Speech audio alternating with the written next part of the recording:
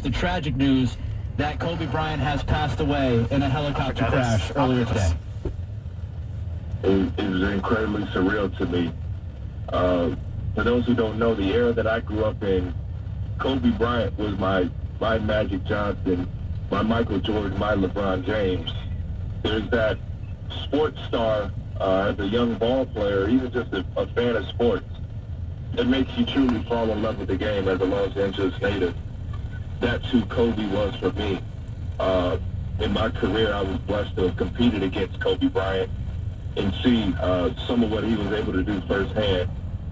I really can't believe what happened. You think of guys as Where are we going, Annie? To get Troy's Oculus. The only other person I would give that battle to probably was my father. In the sense that there were guys that surpassed what was human. A level of integrity, a work ethic, the ability to push through pain. We've seen it from Kobe Bryant, championship after championship.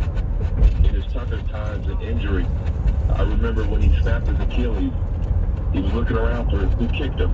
As a matter of fact, Kobe wanted to finish the game out.